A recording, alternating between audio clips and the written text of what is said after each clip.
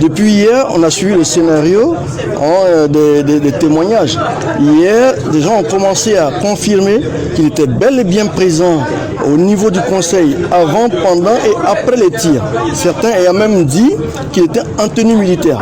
Un chef militaire qui était un de ses collaborateurs a dit qu'il l'a appelé pendant les tirs.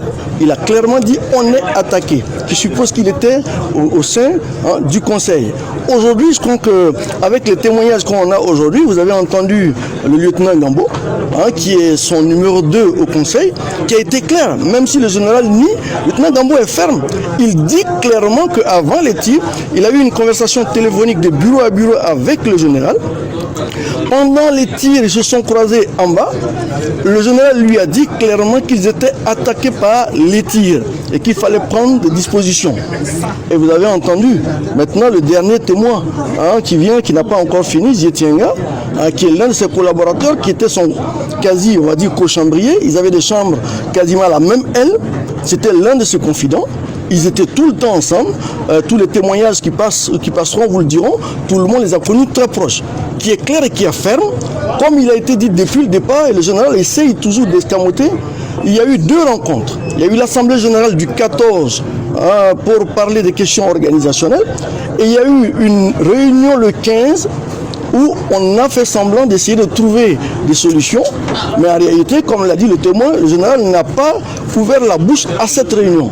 Par contre, après la réunion, il a, avec le petit groupe des officiers et certains éléments du conseil, soufflé à ces gens-là qu'il avait reçu une note d'information de source A. Je ne sais pas ce que ça veut dire, mais ça veut dire que de source très sûre, que le capitaine Sankara préparait une opération d'arrestation, enfin pas d'arrestation, un complot le soir qui pourrait conduire à un bain de sang. Et que lui, il avait décidé d'anticiper et de procéder à l'arrestation du capitaine et qu'il a donné des dispositions.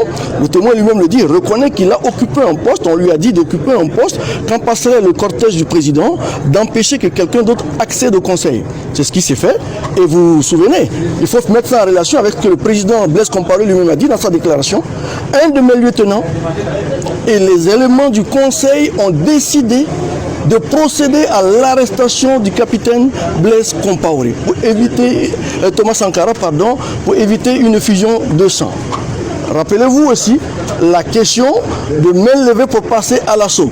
Donc tout ça mis l'un dans l'autre, nous pensons que ces témoignages, ces 2 aussi, montrent bien que tout ce que le général dit depuis des années est archi faux.